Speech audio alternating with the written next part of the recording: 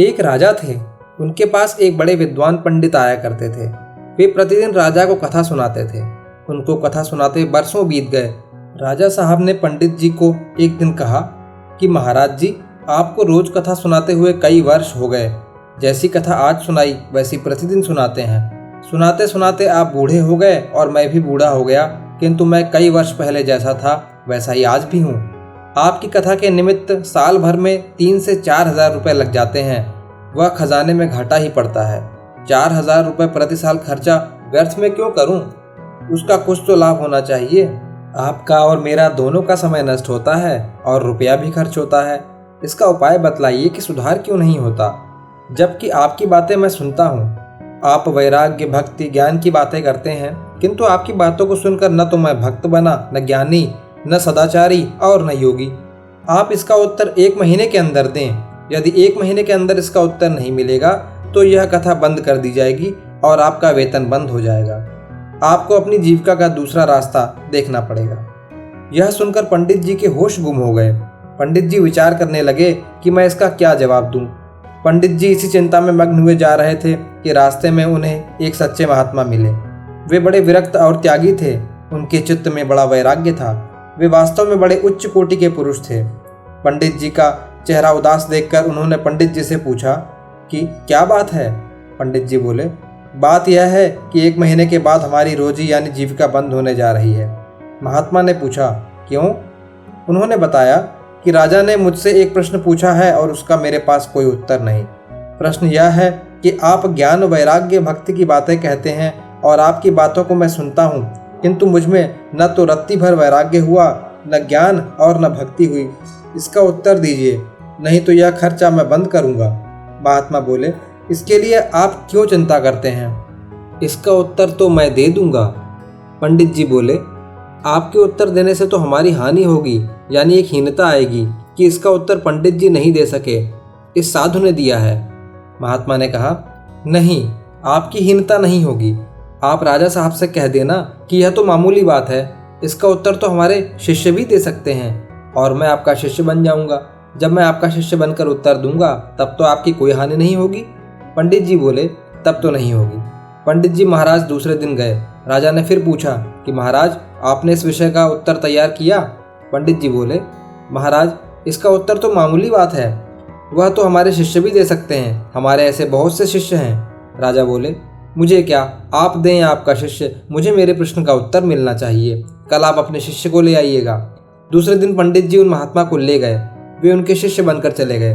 राजा ने पूछा, आप इनके शिष्य हैं? महात्मा बोले, हाँ महाराज। राजा ने कहा कि हमारा प्रश्न आपको मालूम है? महात्मा बोले, हाँ मालूम है। आपका प्रश्न यह है कि आपको ज्ञान, वैराग्य, भक्ति की बातें सुनते हुए करीब 30 वर्ष बीत गए, किंतु उसका असर आप पर क्यों नहीं हुआ? राजा ने कहा, ठीक यही बात है। उन्होंने कहा, इसका उत्तर मैं तब दे सकता हूँ जब आप अपनी राज्य की सारी शक्ति तथा अधिकार 2 घड़ी भर के लिए मुझे दे दें। राजा ने कहा, ठीक है, और सब कर्मचारियों को बुलाकर कह दिया कि मैं अपने राज्य का अधिकार 2 घड़ी के लिए इन्हें देता हूँ। ये जैसा कहें वैसा ही तुम लोग करना। राजगद्दी पर बैठकर महात्मा ने हुक्म दिया कि पंडित जी को रस्सी से बांध दो। उन्होंने उनको बांध दिया। फिर आज्ञा दी कि दूसरी रस्सी लाकर इस राजा को बांध दो। आज्ञा के अनुसार राजा भी बांध दिया गया। दोनों सोचते हैं कि ये क्या कर रहे हैं, कुछ समझ में नहीं आ रहा है। अब महात्मा पंडित जी से कहते हैं कि पंडित जी, आपने राजा साहब को इतने दिन तक कथा सुनाई, अब उनसे कहिए कि मैं तकलीफ पाता हूँ, मेरी रस्सी खुलवा दें। पंडित जी ने राजा साहब से कहा, मेरी रस्सियाँ खुलवा दो। राजा ने कहा, मैं कैसे खुलवा दूँ? पंडित जी बोले, तो आप खोल दें। राजा ने कहा कि मैं तो खुद बंधा हुआ हूँ, मैं कैसे खोल दूँ? फिर बोले, किसी प्रकार खुलवा दें। राजा ने कहा, मेरा हुक्म नहीं चलता, कैसे खुलवाऊँ? न तो मेरा हुक्म चलता है, न मेरे हाथ खुले हुए हैं। महात्मा ने राजा साहब से कहा कि आपने इतने वर्षों तक पंडित जी से कथा सुनी, पंडित जी से कहें कि आप मुझे खोल दीजिए। पंडित जी ने कहा कि मैं खुद बंधा हुआ हूँ, मैं कैसे खोल दूँ? अब राजा साहब से महात्मा जी पूछते हैं कि आपके प्रश्न का उत्तर मिला कि नहीं? राजा ने कहा, मैं समझा नहीं। पूछा, अभी भी नहीं समझे? आप स्वयं बंधे हुए हैं तो दूसरे को खोल सकते हैं क्या? अपने खुद को ही नहीं खोल सकते तो फिर दूसरे को कैसे खोलेंगे? बोले, हाँ समझ गया। पंडित जी से कहा, आप इसका मतलब समझे? आप बंधे हुए दूसरे को खोल सकते हैं? पंडित जी ने कहा, नहीं खोल सकते। तब बोले, महाराज, बात यह है कि ये पंडित जी कथा तो आपको प्रतिदिन सुनाते हैं, किंतु ये खुद बंधे हुए हैं, ये खुद संसार के बंधन से बंधे हुए हैं। आप इनसे मुक्ति चाहते हैं। यदि पंडित जी खुद मुक्त हों तो आपको मुक्त करें।